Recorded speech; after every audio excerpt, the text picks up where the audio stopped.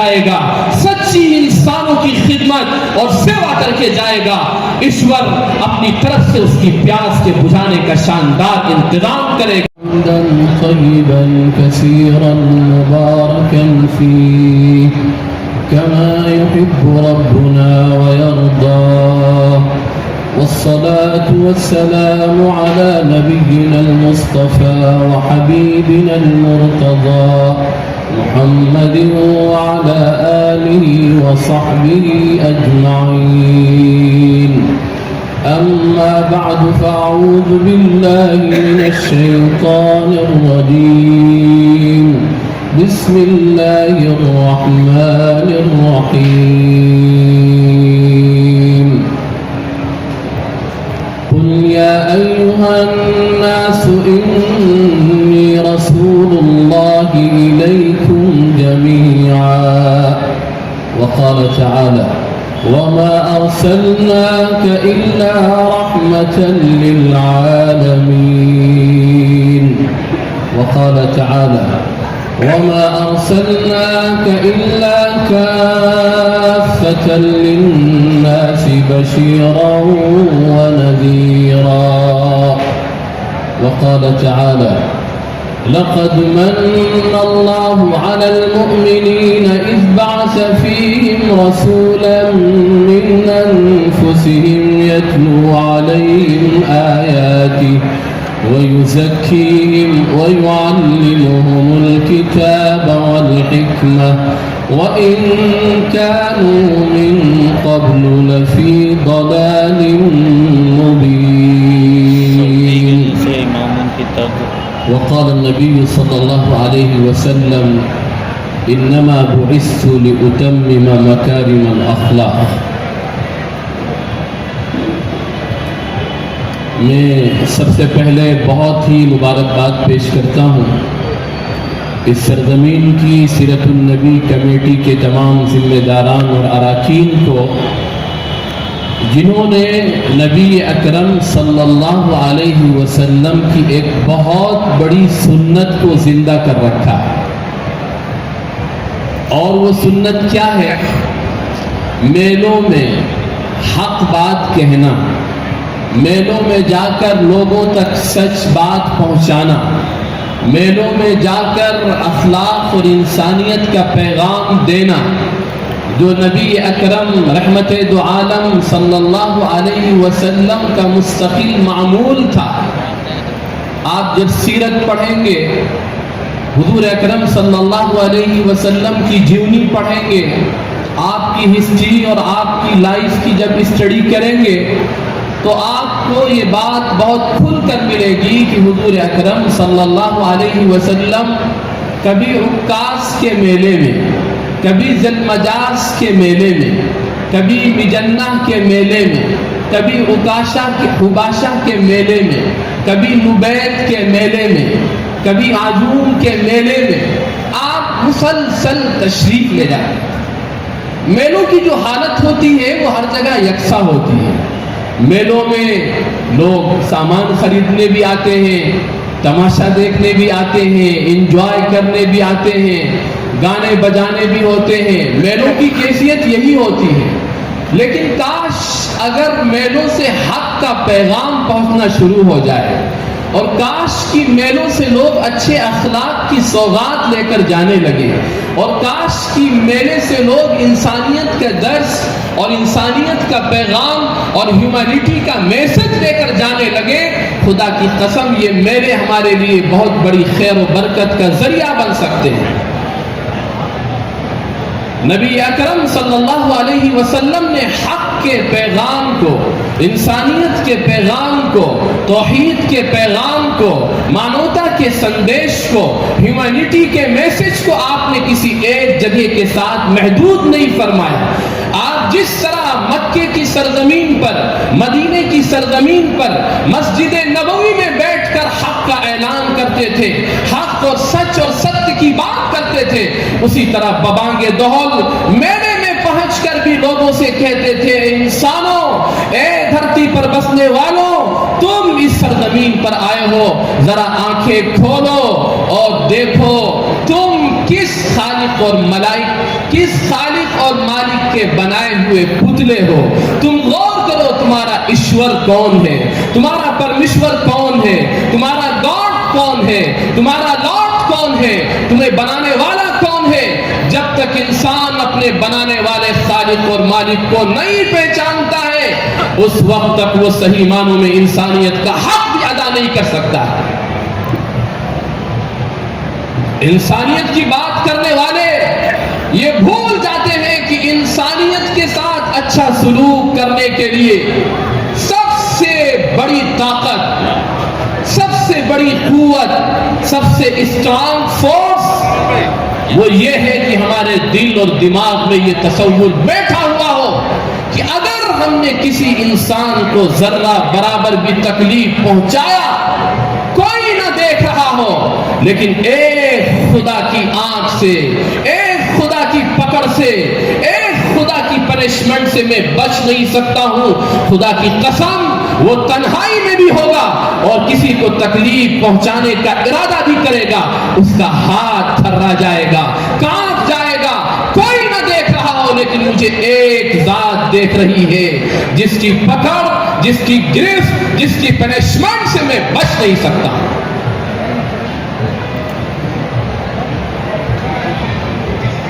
یہ کانسیپٹ ہے, یہ ایک سوچ ہے, یہ ایک تھاٹ اور وچار ہے جو حضور اکرم صلی اللہ علیہ وسلم نے اس دور میں آ کر دیا جب انسانیت کا پورا رخ ایسا بگڑا ہوا تھا, ایسا بگڑا ہوا تھا کہ دور دور تک کہیں یہ بات نظر نہیں آ رہی تھی کہ اب شاید یہ انسانیت سدھرے گی, اب انسانیت میں اچھے لوگ پیدا ہوں گے, اب انسانیت کے اندر اخلاق اور اعلیٰ قسم کی ذمہ داریوں کا احساس پیدا ہوگا. یہ سوچ انسانیت سے نکل چکی تھی. اس دور میں آپ تشریف لائے اور انسانیت کا آپ نے سب سے بڑا مسئلہ حل فرمایا. جس وقت انسانیت کرپشن سے, بگاڑ سے, ظلم سے, انارکی سے, سفاکی سے ایسا اٹی اور پٹی ہوئی تھی کہ قرآن کی اس ہسٹری کے مطابق جس میں قرآن نے اس دور کے بارے میں بیان کیا ہے, جس دور میں انتم سندیشتا نے اس دھرتی پر آنکھ کھولی تھی, اس دور کے بارے میں قرآن کہتا ہے ظہر الفساد فی البر والبحر بما کسبت ایدی الناس. خشکی میں بھی اور تری میں بھی, بحر میں بھی اور بر میں بھی, ہر جگہ کرپشن ہی کرپشن, بگاڑ ہی بگاڑ, ظلم ہی ظلم, جہالت ہی جہالت, انارکی ہی انارکی, سفاکی ہی سفاکی. درندگی کے ایسے واقعات کی انسانیت شرما جائے, ایسی بدترین صورتحال کہ دور دور تک انسانیت کے سدھرنے کا کوئی راستہ نہیں تھا. اسی کو حالی نے, جو ہمارے ملک کے بہت مشہور شاعر ہیں, اس دور کی تصویر کھینچتے ہوئے اس انداز میں انہوں نے اس دور کی تصویر بیان کی ہے کہ چلن ان کے جتنے تھے سب وحشیانہ, چلن ان کے جتنے تھے سب وحشیانہ, ہر ایک لوٹ اور مار میں تھا یگانہ, فسادوں میں کٹتا تھا ان کا زمانہ, نہ تھا کوئی قانون کا تازیانہ. وہ تھے قتل و غارت میں چالاک ایسے, درندے ہوں جنگل میں بے باک جیسے. نہ ٹلتے تھے ہرگز, ایٹ کر چلتا ہے. ایک D M C M P M بھی ایک نشے کے ساتھ چلتا ہے. ایک دنیا کا چھوٹا سا وزیر بھی ایک آو بھاؤ کے ساتھ چلتا ہے. لیکن خدا کی قسم ساری آسمانی کتابوں کا یہ اعلان ہے کہ اس دنیا سے جانے کے بعد ایک ایسی عدالت ہے جس عدالت کے اندر بڑا سے بڑا حاکم ہو, بڑا سے بڑا شہنشاہ ہو, بڑا سے بڑا وزیر ہو, سب کو ایک لائن میں کھڑے کر کر سب کا حساب بے باک کیا جائے گا. فَمَنْ يَعْمَلْ مِثْقَالَ ذَرَّةٍ خَيْرًا يَرَهُ وَمَنْ يَعْمَلْ مِثْقَالَ ذَرَّةٍ شَرًّا يَرَهُ. جس نے ذرہ برابر اچھا کام کیا ہے وہ اس کا بدلہ پائے گا, جس نے ذرہ برابر برا کام کیا ہے وہ اس کا بدلہ بھی پائے گا. وَاتَّقُوا يَوْمًا تُرْجَعُونَ فِيهِ إِلَى اللَّهِ ثُمَّ تُوَفَّى كُلُّ نَفْسٍ مَا كَسَبَتْ وَهُمْ لَا يُظْلَمُونَ. اے انسانوں, اپنے ایشور کی آواز و سندیش کو سنو. تمہارا ایشور تم سے کہہ رہا ہے اے دنیا میں بسنے والے انسانوں, اس عدالت کے دن کا خیال رکھو جس دن تم اپنے مالک کے سامنے حاضر کیے جاؤ گے. اور سنو, تمہارا ایک ایک کرم, ایک ایک کرتوت, ایک ایک ایکشن تمہارا, چاہے تم نے تنہائی میں کیا ہو یا سب کے سامنے کیا ہو, ثم توفی کل نفس ما کسبت, جو کچھ اس نے جہاں بھی کیا ہے سب پیش کر دیا جائے گا. آدمی اگر ریکارڈ مانگے گا اس دن تو ایسا نہیں ہے کہ وہ انصاف کرنے والا خدا, وہ انصاف کرنے والا لارڈ اور گاڈ, وہ انصاف کرنے والا واستوک ایشور اور پرمیشور, وہ اس دن انصاف کے سارے تقاضے پورے کر دے گا. کوئی کہے گا کہ ہم نے یہ نہیں کیا ہے, فوراً اس کا سارا کچا چٹھا سامنے کر دیا جائے گا. وَنُخْرِجُ لَهُ يَوْمَ الْقِيَامَةِ كِتَابًا يَلْقَاهُ مَنْشُورًا اقْرَأْ كِتَابَكَ كَفَى بِنَفْسِكَ الْيَوْمَ عَلَيْكَ حَسِيبًا.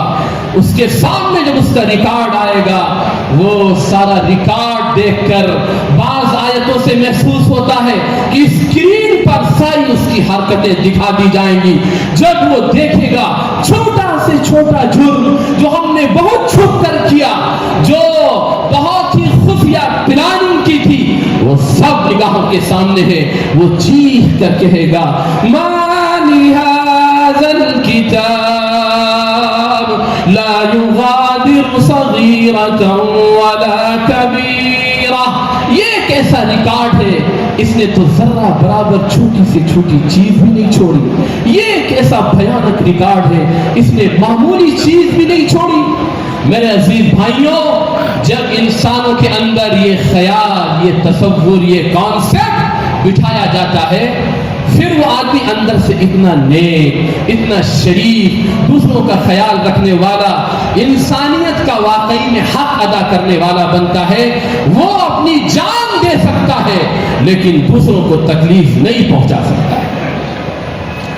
اور اگر یہ خیال مضبوط نہیں ہے, یہ سیرت کا بہت اہم پہلو ہے پوری دنیا کے کرپشن اور بگاڑ کو ختم کرنے کے لیے. اگر یہ خدائی تصور اس کے دل و دماغ میں نہیں ہے, آپ یقین مانیں وہ اسٹیج پر آ کر جب بھاشن دینے جائے گا, عوام کو بیوقوف بنانا ہوگا تو انسانیت کی دہائی دے گا, لیکن جرائم وہ کرے گا جس کے سامنے بھیڑیے بھی مات کھائے. آخری سندیش پوری انسانیت کی واقعی میں مانوتا پر صحیح شفقت اور محبت کرنے والے آخری رسول نے جو بنیادی چیز ہے اس کو صحیح کیا ہے, وہ لوگوں کے دماغ کا خیال, تصور اور ان کے اندر کی سوچ ہے. اگر اندر کا وچار صحیح نہیں ہوا, اندر کے کانسیپٹ کلیئر نہیں ہوئے, تھاٹ صحیح نہیں ہوئے, ویوز اور نظریات صحیح نہیں ہے, تو پھر آپ بھول جائیے کبھی اس دنیا سے کرپشن, کبھی اس دنیا سے بگاڑ ختم ہوگا. کیا نہیں کرتی ہے حکومت, آپ نہیں دیکھتے دن رات حکومت لگی ہوئی ہے کرپشن ختم کرنے کے لیے. نہ جانے کتنے اربوں خربوں روپے خرچ ہوتے ہیں حکومت کے جرائم کو روکنے کے لیے. میں سوال کرتا ہوں آپ سے, جرائم کم ہو گئے یا بڑھ گئے؟ بنیاد کس کی ہوئی ہے؟ بنیاد ہٹی ہوئی ہے, اور بنیاد سارے مذاہب اور سارے دھرم کی ایک ہے کہ اے دنیا میں بسنے والے انسانوں, اپنی سوچ کو صحیح کرو. تمہارا واستوک ایشور اور پرمیشور, تمہارا لارڈ اور گاڈ, تمہارا مالک اور خالق وہ ہے جس کے قبضے قدرت میں کائنات کا ذرہ ذرہ ہے, درخت کا پتا پتا ہے, سمندر کا قطرہ قطرہ ہے, کائنات کا گوشہ گوشہ ہے. لا يعزب عنه مثقال ذرة في السماوات ولا في الأرض ولا أصغر من ذلك ولا أكبر إلا في كتاب مبين. اے انسانوں, تمہارا حقیقی رب, حقیقی خالق و مالک, ایکچوئل گاڈ تمہارا وہ ہے جس کی نگاہوں سے ساتوں آسمان اور ساتوں زمین میں ذرے سے چھوٹی بھی کوئی چیز ہے تو وہ چھپی ہوئی نہیں ہے. وہ سب دیکھ رہا ہے. کیا کر رہے ہو اسٹیج پر آ کر, اور کیا پلاننگ بناتے ہو بند کمرے میں بیٹھ کر, کیا آ کر عوام کو بیوقوف بناتے ہو, اور کیسا ظلم کرتے ہو غریبوں پر, مسکینوں پر, یتیموں پر, لاچاروں پر. سب اس خدا کائنات کے سامنے ہے, اور ایک دن پلٹ کر میرے پاس آؤ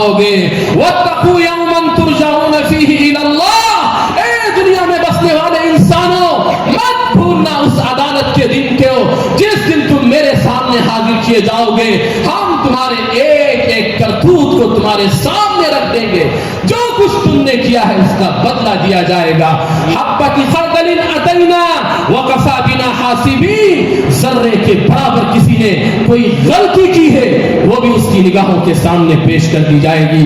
یہ محمد الرسول اللہ آخری سندیش دے کا وہ راز ہے جس راز کو ہمیں اور آپ کو پہلے سمجھنے کی ضرورت ہے، بعد میں دوسروں کو سمجھائیں ہم، بعد میں پہلے اپنے آپ کو صحیح سانچے میں ڈھالیں، ہمارے دل و دماغ میں ہر وقت یہ بات رہے۔ ٹھیک ہے آج ہوتا ہے، آج لوگ ہماری عزت کر رہے ہیں، ہم منچ پر بیٹھے ہیں، بھاشن دے رہے ہیں، تقریر کر رہے ہیں، لیکن تنہائی میں ہمارا عمل کیا ہے، ہمارا کریکٹر کیا ہے، ہمارے کرتوت کیا ہیں، ہم اپنی بیوی کے ساتھ کیسا برتاؤ کرتے ہیں، اپنے بچوں کے ساتھ کیسا برتاؤ کرتے ہیں، اپنی فیملی کے ساتھ ہم کیسے پیش آتے ہیں، اپنے ماں باپ کے ساتھ ہم کیا کرتے ہیں۔ ہماری اس تقریر کرنے سے ہم خدا کی عدالت میں بچ نہیں سکتے ہیں، لمبے لمبے بھاشن دینے سے انسانیت اور مانوتا کے خدا کی عدالت سے بچ نہیں سکتے ہیں۔ یہ وہ کانسیپٹ ہے جو دیا گیا ہے آخری پیغمبر کے ذریعے سے، جس کے بعد ایسی کایا پلٹی ہے کہ وہ لوگ جن کی تصویر میں نے ابھی بتائی، چند سالوں کے بعد ایسے نیک، ایسے شریف، ایسے ہمدرد، ایسی انسانیت سے سچی محبت کرنے والے بنے۔ بس میں ایک واقعہ بیان کر کے اپنی بات کو ختم کر رہا ہوں۔ یہ وہ انقلاب ہے، یہ وہ ریولوشن ہے جس کو سب نے مانا ہے۔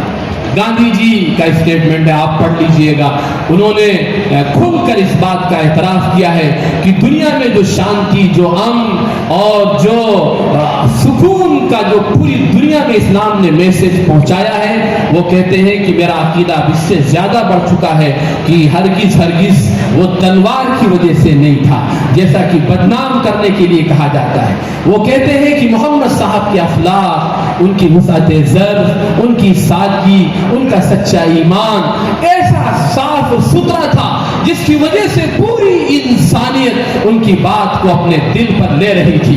یہ وہ چیز تھی جس نے کایا پلٹی ہے۔ میرے عزیز بھائیوں، میں آپ سے ایک چھوٹے بھائی ہونے کی حیثیت سے میں یہ دکھانے کی کوشش انسانیت کے سدھرنے کا کوئی راستہ نہیں تھا۔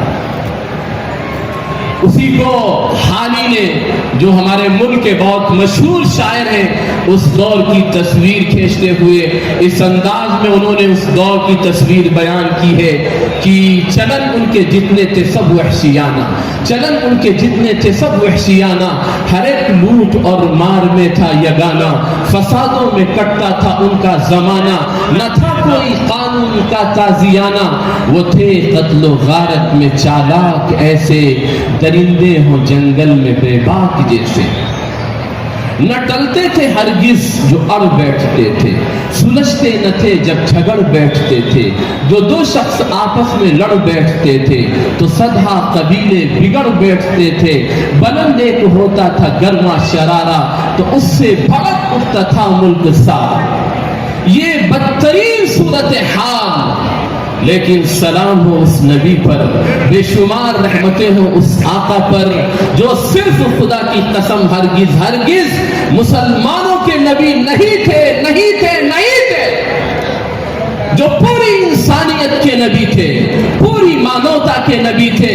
آپ نے جب بھی خطاب دیا، آپ نے جب بھی سندیش دیا، آپ بھی جب نے میسج دیا، آپ نے ہمیشہ یہ بات کہی، قل یا ایھا الناس انی رسول اللہ الیکم جمیعا، اے دنیا میں بسنے والے تمام انسانوں، آل مینکائنڈ، میں تم سب کا نبی ہوں، میں تم سب کے لیے سراپا رحمت بن کر آیا ہوں۔ کہیں ایشور نے جب ان کا انٹروڈکشن کروایا تو ایشور نے بھی یہی کہا، وَمَا أَرْسَلْنَاكَ إِلَّا رَحْمَةً لِلْعَالَمِينَ، اے میرے حبیب ہم نے آپ کو سارے عالموں کے لیے سراپا رحمت اور مرسی بنا کر بھیجا ہے۔ اس نبی کا یہ انٹروڈکشن، لیکن معاف کریے گا میں اپنے مسلمان بھائیوں سے کہتا ہوں، ہم نے اپنے بیانات سے بھی اپنے خطابات سے بھی، اپنے اسٹیٹمنٹ سے بھی، اپنے میسیجز سے بھی اور اپنے کریکٹر اور کردار سے بھی شاید ہم نے دنیا کو یہ میسج دے دیا ہے کہ یہ محمد مصطفیٰ صلی اللہ علیہ وسلم صرف مسلمانوں کے نبی ہیں، اس سے بڑا کوئی جھوٹ نہیں ہو سکتا۔ آج کنفیوژن ہے، مس انڈرسٹینڈنگ ہے، غلط فہمیاں ہیں۔ اسی ملک میں رہنے والے بہت سے برادران وطن جن کا دوسرے دھرم سے تعلق ہے، وہ کیوں یہ سمجھتے ہیں کہ آخری نبی محمد صلی اللہ علیہ وسلم صرف مسلمانوں کے نبی ہے؟ قرآن میں کوئی ایک آیت جو یہ ثابت کر دے کہ یہ آخری نبی صرف مسلمانوں کے نبی ہے؟ کوئی ہے ایسی حدیث جو یہ بتا دے کہ یہ کہا گیا ہو کہ یہ صرف مسلمانوں کے نبی ہے؟ خدا کی قسم ہر جگہ آپ کا پرچے، آپ کا انٹروڈکشن، آپ کا تعارف یہ کرایا گیا ہے کہ آپ پوری انسانیت کے نبی ہیں۔ اب انسانیت جس بھیانک دور سے اس وقت گزر رہی ہے، اس کے لیے پریکٹیکل سلوشن کیا ہے؟ میں مبارکباد دیتا ہوں اس بات پر بھی آپ نے جلسے کا عنوان بھی رکھا سیرت النبی، یعنی آخری نبی، لاسٹ میسنجر کی سیرت اور جیونی۔ دنیا کا سب سے بڑا اس وقت کا چیلنج جس سے پوری دنیا گزر رہی ہے، وہ موجودہ دور کی وہ انزائٹی ہے، وہ اندر کا فرسٹریشن ہے، وہ ڈپریشن ہے، وہ بے چینی ہے، وہ بے قراری ہے، جس سے یہاں سے لے کر France, Germany, Norway, Sweden, Switzerland, European countries, Russian countries, Australia, Japan, سارے ملک اسی بھیانک دور سے گزر رہے ہیں۔ کوئی ہے پورے مجمع میں یہ کھڑے ہو کر یہ کہہ دے کہ نہیں آپ کی بات غلط ہے؟ کون اس سے انکار کر سکتا ہے؟ ابھی 4 سال پہلے سوئٹزرلینڈ جیسے خوبصورت ملک، آپ سرچ کریے گوگل پر ڈال کر سوئٹزرلینڈ کون سا ملک ہے، دنیا کے اعتبار سے یورپ کا وہ خوبصورت ملک جہاں جتنی نیچرل بیوٹیز ہو سکتی ہیں سب اس ملک کے اندر ہے۔ بہترین جھرنے، بہترین ندیاں، بہترین آبشار، بہترین ہرے بھرے پہاڑ، بہترین قسم کے سنجیدہ لوگ، پڑھے لکھی آبادی، مالداری کا یہ عالم کہ پورے ملک میں کوئی ایک بھی فقیر اور غریب نہیں مل سکتا ہے، سب کی بہترین سیٹل لائف۔ اس کے باوجود 4 سال پہلے سوئٹزرلینڈ کی پارلیمنٹ نے یہ بل پاس کیا، وہاں کی عوام کی طرف سے یہ دباؤ و پریشر تھا کہ ہمیں اس کی اجازت دی جائے۔ آخرکار یہ بل پاس کر دیا گیا کہ پورے سوئٹزرلینڈ کے ہر باشندے کو اپنے گھر میں سوسائڈ کرنے والی مشین رکھنے کی اجازت۔ کون سی چیز ہے؟ کس چیز کی کمی ہے؟ میرے عزیز بھائیوں، ہمارا آپ سے انسانی رشتہ ہے، ہمارا آپ کا خون ایک ہے، ہماری آپ کی آتما ایک ہے، اور ہمیشہ یاد رکھیے اگر کسی شخص کو اپنی آخری منزل جہاں جانا ہے اس کا پتہ نہیں ہے، خدا کی قسم، ایشور کی قسم، کبھی اس کی آتما کو شانتی نہیں مل سکتی۔ میں چھوٹی سی مثال سے سمجھاتا ہوں۔ اس دنیا کے اندر آپ ایک چھوٹا سا سفر کر رہے ہیں، آپ کو یہی نہیں پتا ہے کہ مجھے جانا کہاں ہے۔ آپ کے لیے بہترین سے بہترین فلائٹ کا انتظام کیا جائے، بہترین سے بہترین ٹرین میں فرسٹ اے سی کا انتظام کر دیا جائے، ہر اسٹیشن پر آپ کا بہترین رسپیکٹ، استقبال، ویلکم کیا جائے، ہر قسم کے ناشتے اور کھانے کا انتظام کر دیا جائے، لیکن اگر آپ آپ کو یہ پتا نہیں ہے کہ میری آخری منزل کیا ہے، آپ اپنی آتما کو شانتی اور دل کو سکون اور اطمینان نہیں دے سکتے۔ کون بتائے گا کہ سارے انسانوں کی آخری منزل کیا ہے اور اس آخری منزل پر پہنچ کر تمہارا انجام کیا ہونا ہے؟ یہی وہ کنفیوژن اور یہی وہ گتھی تھی جو سلجھایا محمد رسول اللہ صلی اللہ علیہ وسلم نے۔ تو وہ وقت کے بگڑے ہوئے انسان، تاریخ بتاتی ہے، ہم نہیں۔ آپ سوچیں کہ ہم تو مسلمان ہیں، ہم یہی کہیں گے، ہم نہیں۔ آپ ان کی کتابیں پڑھیے جو اسلام کو فالو نہیں کرتے ہیں، لیکن انہوں نے قلم اٹھایا ہے حضور اکرم صلی اللہ علیہ وسلم کی جیونی پر، آپ کی ہسٹری پر، آپ کی لائف پر لکھنے کے لیے۔ ڈی ایس مارگولیٹ کی کتاب ہے محمد اینڈ دا رائز آف اسلام۔ ابھی بہت مشہور چند سالوں پہلے 28 سال کی ریسرچ کے بعد ڈاکٹر مائیکل ہارٹ کی کتاب ہے دا 100، اس کو پڑھیے۔ وہ یہودی ہے، پکا اور متعصب شخص ہے، لیکن 50,000 سالہ تاریخ کو کھنگال کر 28 سال کی سخت محنت کے بعد اس نے پوری 50,000 تاریخ میں سے 100 لوگوں کا انتخاب فرمایا ہے۔ سب سے پہلے اس نے لکھتے ہوئے یہ بات کہی، ہو سکتا ہے میرے ہی مذہب کے ماننے والے اور بہت سے دوسرے مذاہب کے ماننے والے مجھ پر کمنٹ کریں اور یہ کہیں جائے گا سچی انسانوں کی خدمت اور سیوا کر کے جائے گا، ایشور اپنی طرف سے اس کی پیاس کے بجھانے کا شاندار انتظام کرے گا۔